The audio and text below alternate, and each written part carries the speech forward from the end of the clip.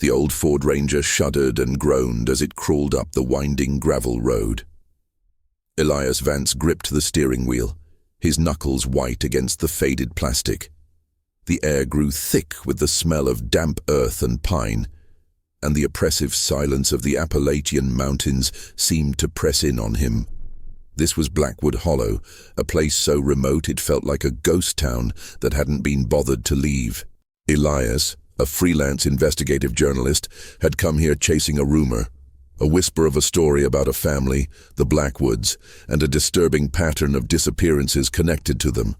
His editor, a cynical man named Frank, had called it a wild goose chase. Elias, it's just a bunch of hillbilly folklore, he'd scoffed over the phone. Missing persons happen all the time. Find a real story. But the details had snagged Elias's attention. 3 missing people in the last 5 years, all of them outsiders who had ventured too close to the Blackwood property. No bodies, no suspects, just a chilling silence. Elias couldn't shake the feeling that there was a story here, a dark truth buried beneath the layers of local superstition. He finally reached a clearing. An old, dilapidated farmhouse stood sentinel against the gray sky, its windows like vacant eyes staring out from a weathered face. A rusted-out tractor sat half-buried in the overgrown weeds, a skeletal relic of a bygone era. A large, gruff man, with a wiry beard and a scowl that could curdle milk, emerged from the porch. This was Silas Blackwood, the current patriarch. "Can I help you?" Silas's voice was a low growl, laced with suspicion. Elias got out of the truck, a forced smile on his face. "Mr. Blackwood? My name is Elias Vance. I'm a journalist. I'm writing a piece on the history of this area, the old families." He held out a hand, which Silas ignored. "We don't talk to no one. Nothing to see here," Silas said, his eyes scanning Elias with a predatory intensity. "You best be on your way." "I just wanted to ask a few questions about the family's history," Elias persisted, undeterred. "I heard a lot of fascinating stories about the Blackwoods. I wanted to hear them from the source." Silas stared at him for a long moment, his face a mask of stone. A flicker of something, not anger but a strange, unsettling curiosity, passed through his eyes. "Stories? What stories you heard?" Elias's heart pounded. He had to be careful.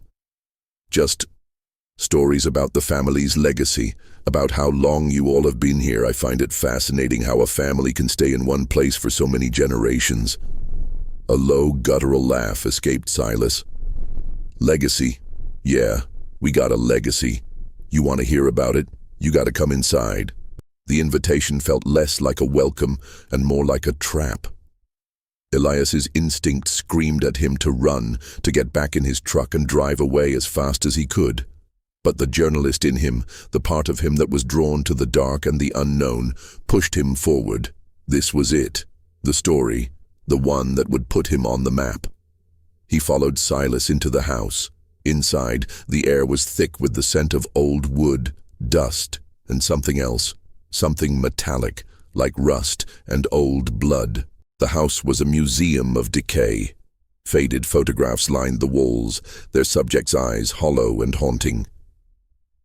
Elias saw faces that were remarkably similar across the generations, the same sharp cheekbones, the same piercing, cold eyes. A chill ran down his spine. Silas led him to a living room where a frail old woman sat in a rocking chair, her gaze fixed on the empty fireplace. "This here's my mother, Martha," Silas said, his voice softer but no less menacing. "She knows all the stories, better than anyone." Martha turned her head slowly, her eyes, the same piercing eyes as her son, locking onto Elias. A thin, papery smile stretched across her lips. "He wants to know about the family," she rasped, her voice a dry whisper. "He wants to know what happens to those who get too close." Elias's blood ran cold. The woman's words were a direct threat, not a warning. He felt a sudden, profound sense of danger. He was no longer a journalist looking for a story. He was a character in one, and he had just stepped onto a stage where he was not the hero. He had to play along, to extract what he could without revealing his true intentions. He sat down on a worn sofa, feigning casual interest, while every fiber of his being was on high alert. This was just the beginning. Hey, if you're enjoying this story, be sure to hit the subscribe button and turn on notifications so you don't miss the next chapters. This is a fictional story, and any resemblance to real people or events is purely coincidental. The air in the Blackwood house was thick with unspoken truths. Elias sat on the worn sofa, the smell of damp earth and decay filling his nostrils. Silas stood by the door, a silent, imposing guardian, his shadow a menacing silhouette in the dim light. Martha, the old woman in the rocking chair, began to speak, her voice a dry, reedy whisper that seemed to echo from a distant past. "You want to know about our legacy," she said, her eyes fixed on the empty fireplace, as if watching a flickering fire only she could see. "It started with Jebediah, my great-great-grandfather. He came back from the war, a different man. The war, it changes a man. It taught him things, taught him what a person is capable of." Elias leaned forward, pulling out his small notebook. "What kind of things?" he asked, trying to sound genuinely curious, not like a man terrified for his life. "He built this house with his bare hands, the stones, the wood, every piece of it. Said the land was his and no one would ever take it. He was protective, very protective." Martha continued, her tone chillingly detached. "Outsiders, they came looking for gold, for land. Jebediah showed them what happens when you trespass." A cold knot formed in Elias's stomach. The way she said "showed them" was not a euphemism, it was a statement of fact. He looked at the framed photographs on the wall, their subjects' faces stern and unyielding. One stood out, a tintype of a man with a severe beard and piercing eyes, holding a heavy-looking axe. This must be Jebediah. His eyes held a madness that was almost palpable, a glint of a dark, predatory mind. "He had a boy, Isaac," Martha went on, her gaze now moving to another photo, a young boy with the same unsettling eyes. He was a quiet one. Watched his father work. Watched him handle things. Isaac learned the land, the woods, knew every trail, every hiding place. "And the disappearances?" Elias asked, his voice barely a whisper. "The people who went missing?" Martha's head snapped toward him, her gaze suddenly sharp and clear. A slow, knowing smile spread across her lips. "They didn't get lost, son. They were found." The air in the room grew heavy. Silas shifted his weight by the door, and the floorboards groaned under his boots. The simple sentence was a thunderclap of reality. They weren't just a family with a dark history, they were a family of predators, an unbroken chain of killers. Elias glanced at a different, more recent photo. A young Silas stood next to his father, their expressions identical. A deep-seated, simmering violence. He saw a small detail in the corner of the frame, a tarnished silver locket hanging from a chain around the father's neck. The locket looked familiar, almost identical to one described in a missing persons report he had read online. The victim, a female hiker, had been wearing a similar one. "This is all very interesting, Mr. Blackwood, Mrs. Blackwood," Elias said, his heart a frantic drum against his ribs. "Thank you for your time. I think I have more than enough for my article." He stood up, his legs feeling like lead. Silas didn't move from the doorway. "You sure you got everything you need, son? It's a long way back down the mountain. Don't want you to get lost." The thinly veiled threat was unmistakable. Elias forced a laugh. "I'm sure I have a good sense of direction. Thanks for the warning." He walked toward the door, every step a desperate plea for escape. He didn't look at Silas, didn't make eye contact. He just kept moving, his mind screaming at him to run. As he reached the porch and the cool, clean air hit his face, he felt a wave of relief so intense it almost brought him to his knees. He got in his truck, fumbling with the keys, his hands shaking so badly he could barely turn the ignition. He didn't look back as he sped down the gravel road, the dust clouding his vision. He knew he had just left a house of horrors, a place where a family's twisted legacy of violence was not just a story, but a living, breathing monster. He had to go to the police. He had to expose them. But first he needed more proof. The locket in the photo was his only lead. He had to find out who that missing hiker was and how her locket ended up in a Blackwoods possession. He was no longer a journalist on a quest for a story. He was a man entangled in a web of murder, and he knew with a terrifying certainty that they wouldn't let him leave. Not now that he knew their secret. Elias drove the trembling Ford Ranger straight into the nearest town, Harmony Creek. It was a small, dusty place with a single diner, a gas station, and a library that looked as old as the mountains themselves. The locals eyed him with open suspicion as he walked down the main street. He was an outsider, a stranger in a land where strangers were not welcome. He knew he couldn't go to the local sheriff. The Blackwoods were an institution here, and a complaint against them would likely be swept under the rug. He needed to build an airtight case. He needed more. The library was a refuge, smelling of old paper and dust. A frail, gray-haired woman sat behind the front desk, her glasses perched on the end of her nose. Her name tag read, Eleanor. She looked up as he entered, her face a mask of polite reserve. "Can I help you, young man?" she asked, her voice soft but firm. Elias approached her cautiously. "I'm a journalist, Elias Vance. I'm researching the local history, specifically the Blackwood family." Eleanor's expression hardened immediately. She took off her glasses and placed them on the desk. "We don't talk about them here. It's best you leave that story alone." "I can't," Elias said, his voice low and urgent. "I've been to their house. I saw things. I think they're responsible for the disappearances."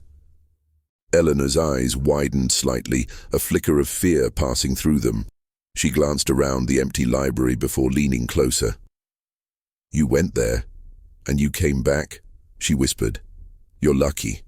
Not many do." Elias knew he had to gain her trust.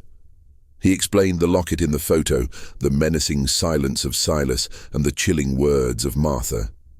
He didn't embellish, just stated the facts, letting the raw fear in his voice tell the story.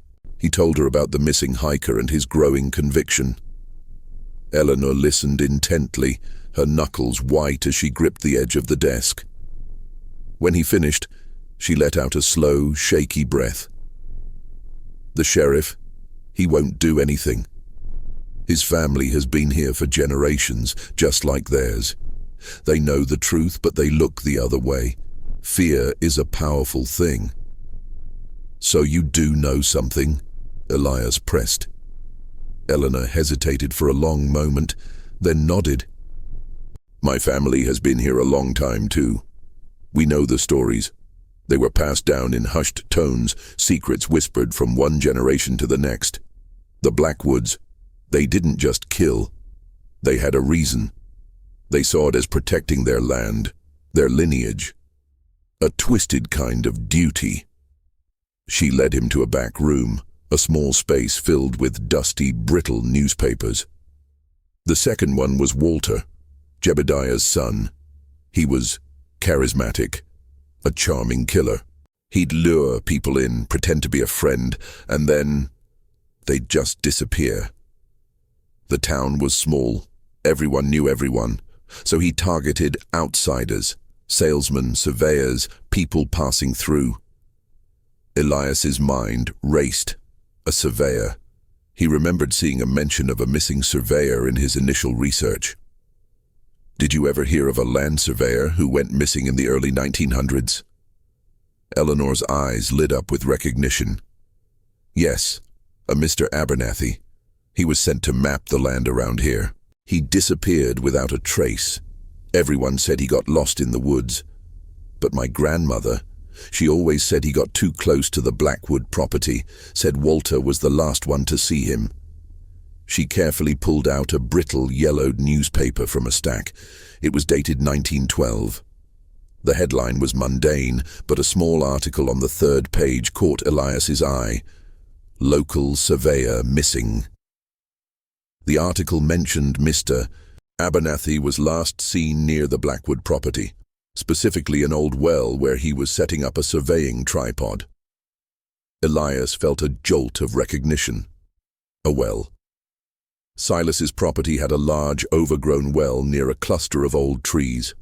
It wasn't mentioned in any of the online reports. This was it. This was the proof he needed. He had to go back to the Blackwood property, find that well, and see what he could find. He thanked Eleanor profusely, her fragile frame a silent testament to the secrets she had held for so long. He knew he was putting her in danger by involving her, but he also knew he couldn't do this alone. The well, it was the key. He had a terrible feeling about what he would find there. The air was heavy and thick with a creeping mist as Elias drove back up the gravel road to the Blackwood property. He had to be quick and stealthy, an uninvited ghost in a place of terrible secrets. He parked his truck a quarter of a mile from the house, the engine a silent protest against his decision to go back, and began his journey on foot, his heart hammering against his ribs. The silence of the woods was unnerving. Every snapping twig, every rustle of a leaf sounded like an approaching footstep, a phantom threat in the gloom. He checked the map he had drawn from the newspaper article's description. The well was supposed to be near an old, gnarled oak tree at the edge of the property line. He found it, just as the article described. An ancient stone well, its rim covered in moss and overgrown vines. The rope was gone, and the rusty bucket lay half-buried in the soil beside it. A terrible, metallic smell hung in the air, a scent Elias recognized from the Blackwood house, but here it was stronger, more potent, a nauseating combination of rust and old blood. A shiver ran down his spine. This was it, the place where the first victims of the Blackwood legacy were disposed of. He knew it in his gut.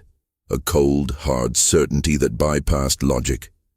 He knelt beside the well, his stomach twisting into a knot. He had to see what was inside. He pulled out his phone and turned on the flashlight. The beam of light cut through the gloom, illuminating the darkness of the well's interior. The light hit a sickening mass at the bottom, a jumble of what looked like bones. Not just animal bones. Human bones. And among them, something glinted. A piece of metal, maybe a button or a buckle. It was proof. He had to get a better look, maybe even a photo. Elias was so focused on the gruesome discovery that he didn't hear the footsteps behind him. He didn't hear the rustle of the leaves or the snap of the twig. A low, guttural voice cut through the silence, making him jump. "I told you to stay away." He froze, the beam of his phone light trembling in his hand. He slowly turned around, his heart a frantic drum against his ribs.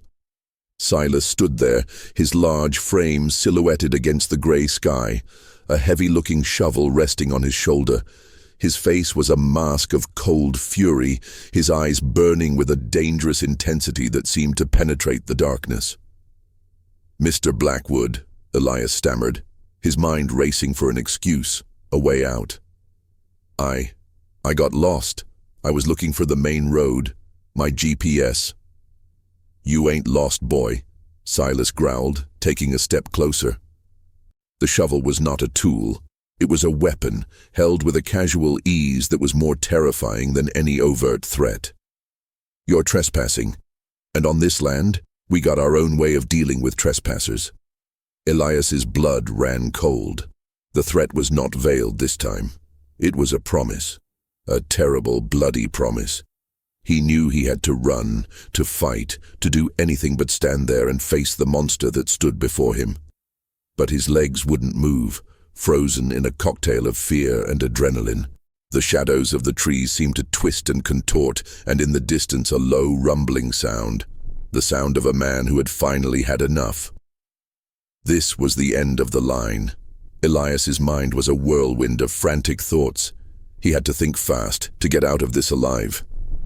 "Mr. Blackwood, I'm sorry. I didn't mean to trespass," he stammered, his voice laced with genuine terror. "I'll leave right now. I won't say a word." Silas didn't move. His gaze was fixed on Elias, a cold, predatory gleam in his eyes. He slowly brought the shovel down, its metal scraping against the ground with a sickening sound. "You've already seen too much, boy. You think you can come onto our land, poke around, and just walk away? That ain't how it works out here." Elias knew he had to appeal to his humanity if there was any left. "I'm just a journalist, Mr. Blackwood. I don't want any trouble. I just want to write my story and go home." A chilling, guttural laugh escaped Silas's lips, a sound of pure malevolence. Your story ends right here, just like all the others."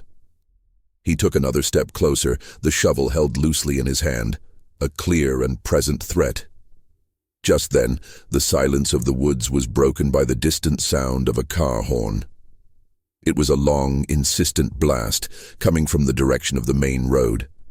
Elias felt a surge of hope, a desperate lifeline thrown in the middle of a nightmare. It must be a passing car, a hiker. Anyone. Silas's head snapped toward the sound, his concentration broken. He looked back at Elias, a flicker of indecision in his eyes. Elias saw his chance. He bolted. He didn't look back, just ran as fast as his legs would carry him, the sound of his own ragged breathing and the rustle of leaves filling his ears. He heard Silas's enraged shout behind him, followed by the heavy thudding sound of boots against the forest floor. Silas was a big man, but Elias was fast and driven by pure terror. He ran until his lungs burned and his muscles ached, not stopping until he burst out of the woods and reached his truck. He fumbled with the keys, his hands shaking so violently he dropped them twice. He finally got the engine started, threw the truck into reverse, and sped away, leaving a cloud of dust and the shadow of death behind him. He drove straight back to Harmony Creek, to the one person he knew he could trust. Eleanor was waiting for him at the library, her face etched with worry. When she saw him, her eyes widened at the sight of his frantic state. "What happened?" she whispered, her voice full of dread. "He found me," Elias said, his voice hoarse. "Silas. He was there. I was at the well. I saw what was inside." Eleanor led him to a back room, a small space with a single chair and a dusty table. She poured him a glass of water and he drank it down in one gulp. "I told you to be careful," she said softly. Her eyes filled with a deep sadness. Elias recounted what he saw at the well and the terrifying confrontation with Silas. "I need to go to the police, the state police. The local sheriff won't help." Eleanor nodded. "You're right, but you need more. They'll just say it's an old well and the bones could be from anywhere. You need something more concrete, something that links them directly to the disappearances." She looked at him with a newfound determination. "You put your life on the line for this. I'm not going to let you go back empty-handed." She disappeared for a moment and came back with a small, leather-bound book, its cover faded and worn. "This belonged to my great-aunt. She was a seamstress. She was friends with one of the Blackwood wives, a woman named Agnes. Agnes used to come to my great-aunt for fabric, and they would talk. Agnes, she was a kind woman but so sad. She wrote a diary. But she was terrified her husband, Nathan, would find it, so she wrote in code. My great-aunt was a clever woman. She figured it out and kept her own copy." Elias's heart pounded in his chest. A diary. This was it, the direct link.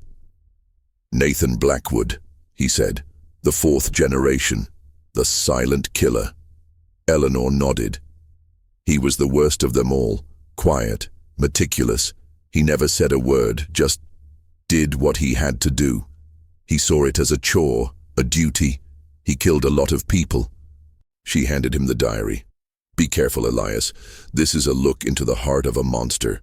Don't let it consume you. Elias took the diary, its pages brittle and smelling of old things. He knew she was right. This wasn't just evidence. This was a window into a family's deep, generational madness. And he was about to peer inside. Elias spent the night in a cheap motel on the outskirts of Harmony Creek, the leather-bound diary open on the small desk.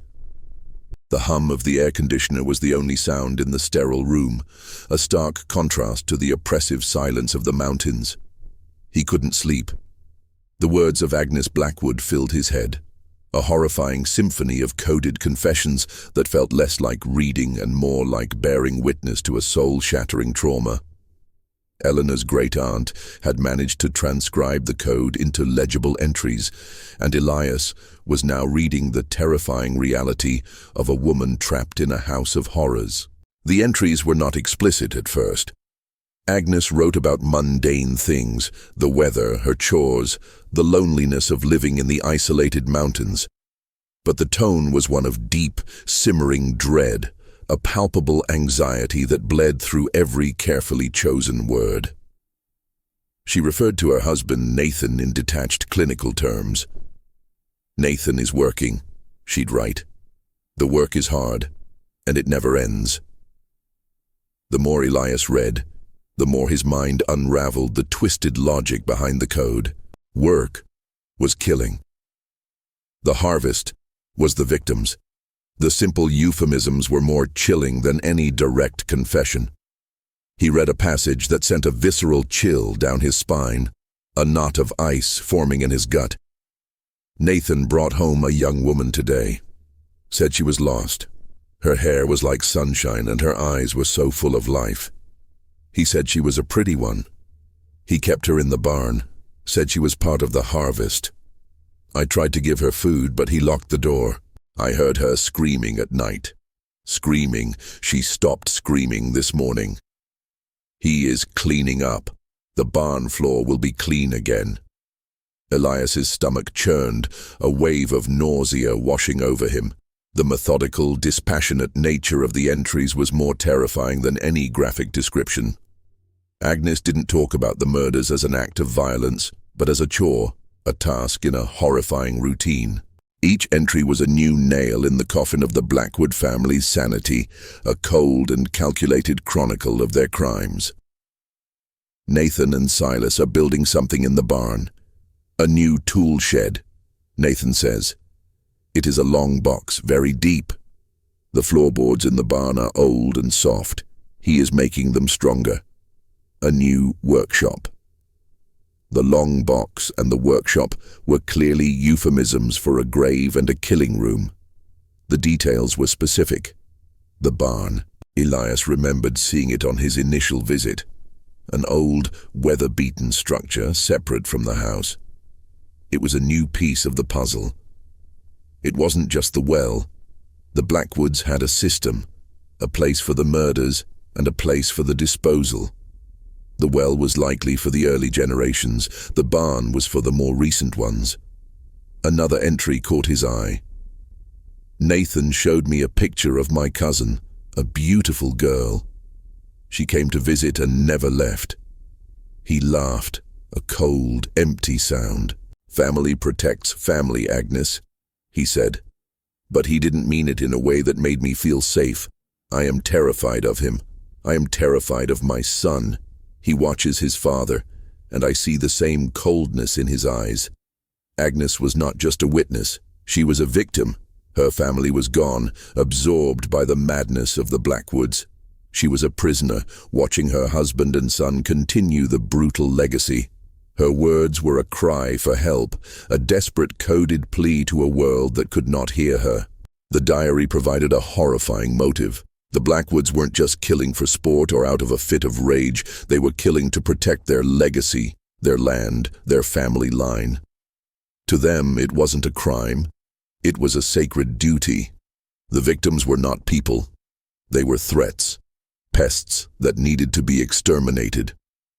Elias closed the diary, his hands trembling with a mixture of rage and terror. The weight of the story was crushing, a heavy stone on his chest. He had to act. He had to go back to the barn. He had to find evidence, physical proof, that would finally put an end to the Blackwoods' reign of terror.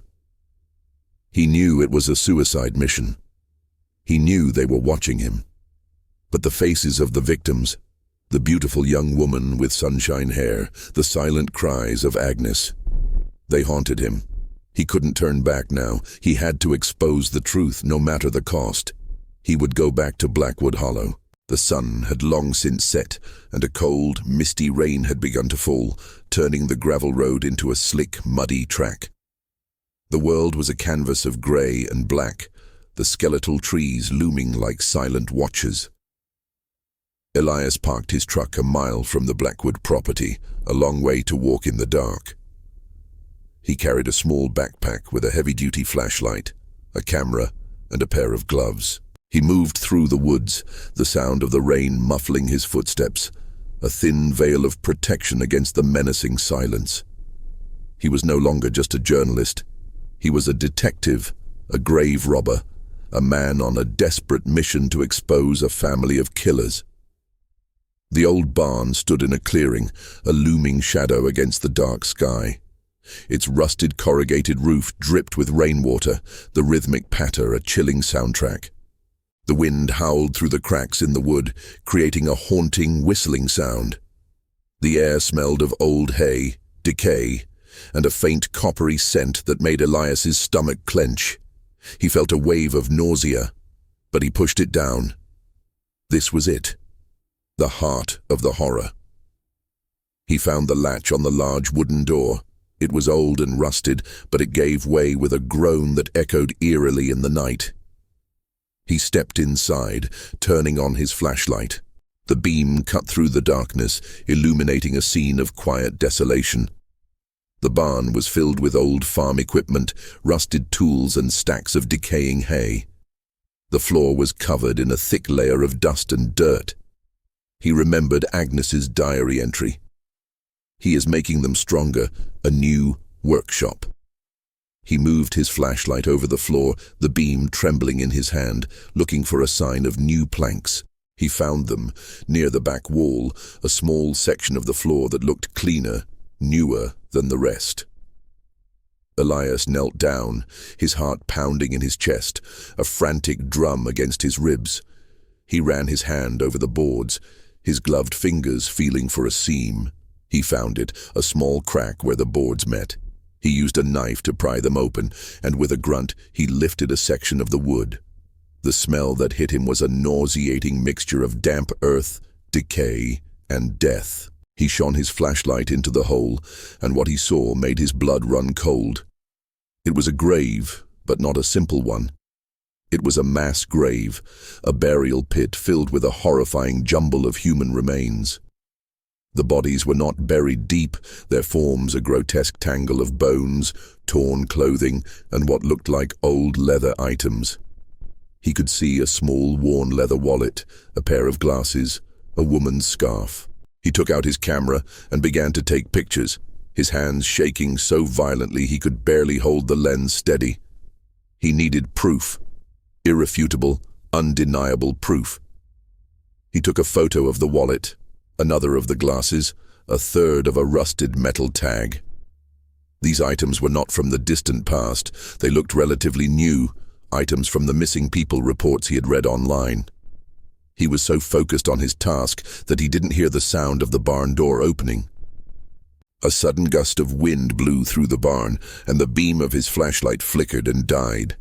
He fumbled with the light, his heart a frantic drum against his ribs. He felt a presence behind him. The air grew cold. "You really should have stayed in the city, boy," a low, gravelly voice said, a menacing rumble in the darkness. Elias froze. He knew that voice. Silas. But there was another voice, higher and filled with a chilling juvenile glee. "Papa said you were a snooper. Papa said we should teach you a lesson. Elias turned slowly. In the darkness, he could make out two figures standing in the doorway. Silas and a younger, leaner version of him, a man with the same cold, dead eyes. Silas's son, the next generation, the next killer. He was trapped. The barn door creaked shut behind them, plunging the barn into total darkness. He was alone with the Blackwoods, surrounded by the bones of their victims. His time was up. Darkness enveloped Elias, not just from the lack of light, but from the bone-deep terror of being hunted. He heard the heavy thud of Silas's boots as the older man took a deliberate step forward. The younger man, Jed, giggled, a high-pitched, terrifying sound that scraped against Elias's nerves. He could hear them now, their movements calculated and slow. They were toying with him, savoring the moment, prolonging his fear. They wanted him to be scared, to be a mouse in their grim house of horrors. "Where you at, little mouse?" Jed's voice echoed in the darkness, a cruel game of cat and mouse where the outcome was already determined. Elias scrambled back, his hands and knees hitting the cold, damp earth. He felt a jagged piece of wood and used it to push himself up. He fumbled for his camera, but it was gone. He must have dropped it when he turned around. The evidence, the proof he had risked his life for, was gone. A fresh wave of panic set in, colder and more paralyzing than the fear of death itself. The proof was everything, and now it was lost. He had to get out. He heard the heavy, labored breathing of Silas and the quick, light steps of Jed. He knew he couldn't outfight them. He had to outsmart them. He knew the layout of the barn, a mental map burned into his memory from the diary entries. He had to find a way to get outside, to the woods, to his truck. He took a deep, shaky breath and bolted, not toward the main door, but toward the back wall of the barn. A wall he had seen was old and rotting. Jed's laughter turned to a shout of surprise as he realized Elias wasn't heading for the main door. Elias slammed his shoulder against the rotting wall, and with a splintering, groaning crack of old wood, a section of the wall gave way. He stumbled through the ragged hole and into the cold, misty night. The rain was coming down harder now, the wind a howling menace that whipped through the trees. "He's getting away!" Jed screamed, his voice a childish tantrum of frustration. Silas's voice was a low roar of pure fury, a sound that resonated with generations of Blackwood violence. "Get him! Don't let him get to his truck!" Elias ran, his lungs burning, his legs screaming in protest with every stride. The wet leaves and mud made the ground treacherous, and he slipped and slid with every step, the sound of his ragged breathing swallowed by the wind. He could hear them behind him, the heavy thud of Silas's boots and the lighter, quicker steps of Jed. Jed was faster. Elias could hear him closing in, the sound of his feet hitting the ground, a constant, terrifying rhythm. He felt a sharp, burning pain in his ankle as he stumbled over a tree root, but he didn't stop. He pushed through the pain, through the dense undergrowth, the branches whipping at his face and arms, leaving angry red welts. He was a half-mile from his truck, and they were gaining on him. He had to lose them. He remembered a small, rocky gorge he had seen on his way up. It was a steep drop, but it was his only chance. He veered left, his breath coming in ragged gasps. He heard Jed's shout behind him, closer now. He could hear the sound of his feet hitting the ground, the thudding steps of a killer. Jed was almost on him. Elias reached the edge of the gorge and, without a second's hesitation, slid down the steep, rocky slope. He fell, his body slamming against the jagged rocks, a searing pain shooting through his arm. He tumbled to the bottom and lay there, gasping for air, the pain almost unbearable. He could hear Silas and Jed on the ridge above him, their voices a mixture of frustration and rage. He fell. He fell in the gorge, Jed shouted, his voice echoing in the ravine. "No matter," Silas growled. "He's trapped. He's not getting out of there. We'll come back for him." Elias lay there, listening as their footsteps receded, the sound of their voices fading into the distance. He was safe for now, but he was injured, alone, and trapped at the bottom of a ravine. He had to get out, and he had to do it before they came back for him. He pushed himself up, his arm throbbing with pain. The flashlight was shattered, the camera gone. But he had escaped. He was alive. He had to get back to Harmony Creek. He had to find Eleanor. He had a plan, a last-ditch effort to expose them. He knew the local law was useless, but there was one option left. He had to contact the state police, and he had to do it from the town, not the woods. He had to use the one resource they couldn't control, the internet. He would use Eleanor's computer and send all the information he had gathered. The diary, the missing person reports, the stories and the location of the well and the barn. He knew the risk was high, but it was his only option. He began his slow, painful ascent out of the gorge, a new determination in his eyes. The journey back to Harmony Creek was a torturous one. Elias's ankle throbbed with every step, a sharp, searing pain that shot up his leg with each desperate lurch forward. His arm felt like it was on fire, a deep, persistent ache from where he had slammed it against the rocks in the gorge. The cold rain had turned the forest floor into a swamp of mud and slick leaves, and the world was a black, disorienting void with the mist clinging low to the ground. He had lost his way in the darkness.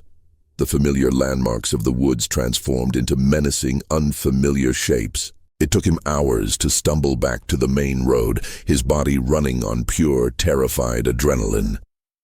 When he finally reached his truck, a rusted beacon of hope in the gloom, he fell inside, a gasping, mud-splattered wreck. He started the engine, his hands shaking so badly he could barely turn the key in the ignition. He didn't stop until the gas station sign and the few scattered streetlights of Harmony Creek glowed in the distance, a sight as beautiful as any sunrise he had ever seen. He drove straight to Eleanor's house.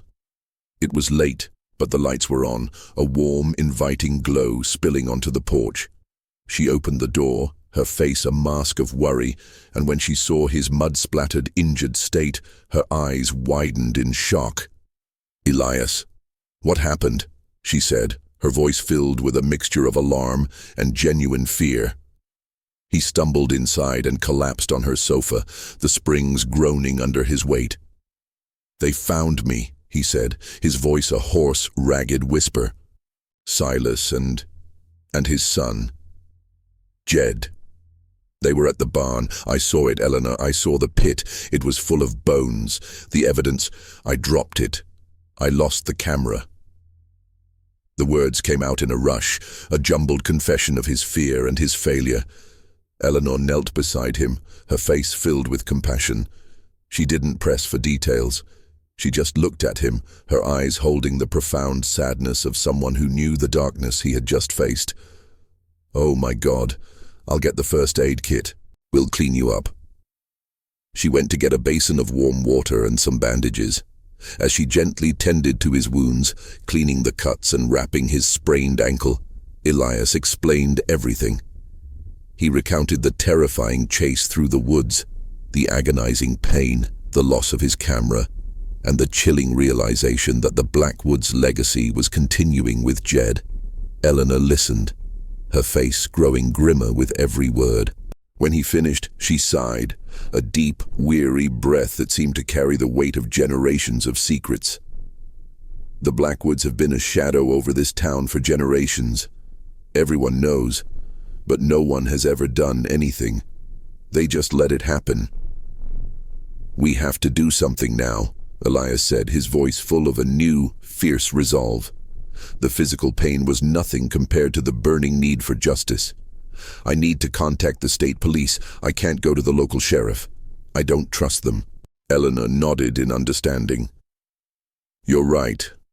I know a man, a detective with the state police. He grew up here. He left because he knew what was happening, but he couldn't prove it. His name is Detective Miller. He'll believe you." She went to her computer and began to type, her fingers moving quickly and with purpose. She found his email address and handed the computer to Elias. Elias began to write. He didn't hold back. His fingers flew across the keyboard, fueled by a ferocious, desperate urgency. He typed a detailed report of everything he had found, starting with his initial research and leading up to the terrifying events of the night. He described the coded diary of Agnes, the horrifying revelation of the mass grave in the barn, and the location of the old well, the final resting place of the first generations of victims. He attached the scanned pages of Agnes's diary and the missing person reports he had gathered, a virtual mountain of irrefutable evidence. He wrote with his heart and soul, pouring his fear, his anger, and his sorrow into every word. This was his last plea, his final attempt to expose the monsters in the mountains before they came for him again. When he was finished, he hit send and leaned back in the chair, a wave of profound exhaustion washing over him. "It's done," he said, the words feeling heavy on his tongue. "It's out of my hands now." Eleanor placed a comforting hand on his shoulder. "No, it's not. It's in the hands of the right person. Detective Miller will act. He'll come. He'll bring a team. He'll have to." She looked at him with a profound sense of respect, a recognition of the courage he had shown. "You didn't have to do this, Elias. You could have left. But you stayed. You fought for the truth." Elias looked at her, and a small, tired smile touched his lips. The pain in his body was real, but the sense of purpose was stronger. "I couldn't just leave. Not after seeing what I saw. Not after reading that diary. They are not just killers. They are a disease. And a disease, once discovered, must be eradicated." He knew he couldn't leave Harmony Creek. He had to see this through to the end. He would wait. He would see justice served. He was a journalist, but he had become something more. He had become an avenger, a man who had stared into the heart of madness and refused to blink. The email's journey was now an unstoppable force, a digital arrow launched into the heart of a system that had protected the Blackwoods for a century. He knew this one act of defiance had sealed his fate, tying him inextricably to the mountains and the horrors within them until their secrets were finally brought to light. The morning air was thick with a heavy mist as Elias stood with Eleanor on the hill overlooking the Blackwood property. They had waited for hours, tense and nervous for a sign. And then, in the distance, they saw them. A convoy of black SUVs, with the distinct markings of the state police, crawled up the winding gravel road. They were here. Detective Miller had not hesitated. He had seen the evidence, and he had acted. The raid was swift and decisive. The state police, with a warrant and the detailed information Elias had provided, swarmed the property. Officers in tactical gear surrounded the house, their guns drawn, and with a bullhorn, they ordered the Blackwoods to come out. Silas emerged first, his face a mask of cold fury, but his hands were raised in surrender. Jed followed him, a sneer on his face, but with a look of pure shock and disbelief in his eyes. He had never been caught before. He was a killer who had only known success. Inside the house they found Martha, sitting in her rocking chair, a silent, unmoving sentinel. She was not surprised. Her eyes, fixed on the officers, held a thin, knowing smile. She had known, in her own twisted way, that this day would come. The police meticulously searched the property. They found the well and, using a crane, began to lift out the human remains, a grim procession of bones and tattered clothing. They then moved to the barn, and with the new knowledge from Elias's report, they found the mass grave, uncovering the rest of the family's grim secrets. The evidence was overwhelming, undeniable. The Blackwood legacy was finally exposed. The air filled with the low groan of the crane's winch as the investigators began the grim task of exhumation. One by one, rusted metal buckets were raised from the depths of the well, revealing the tangled mess of bones and matted fabric from decades past.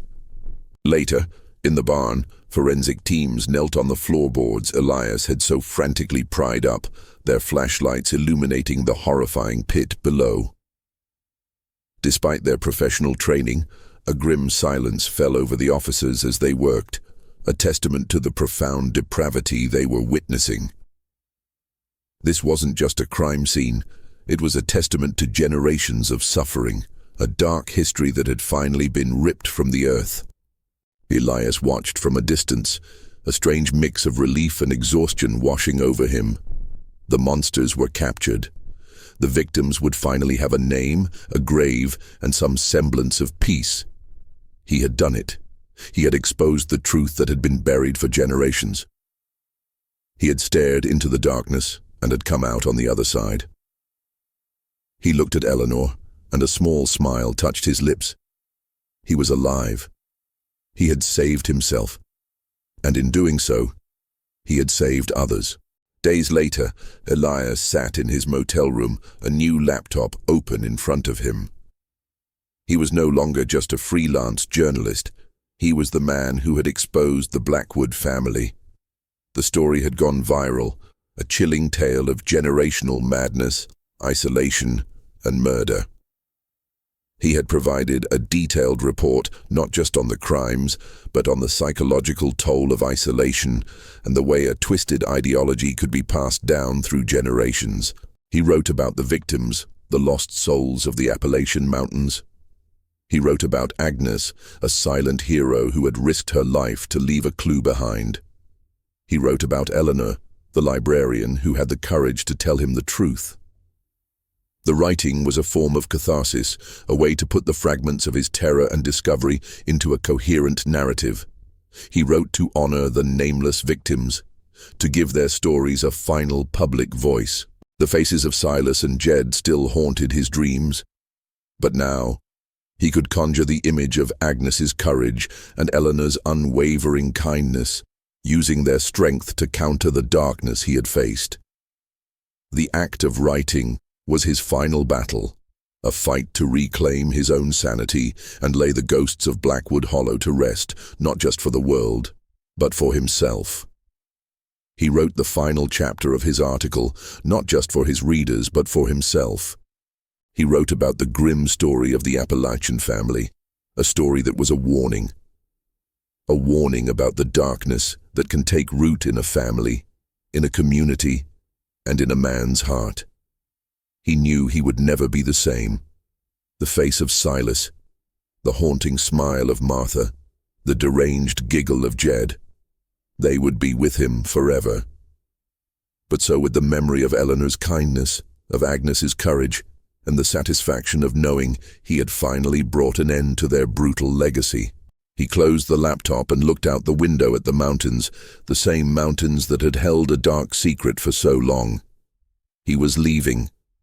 He was going home. But he was leaving behind a truth that would forever haunt Blackwood Hollow.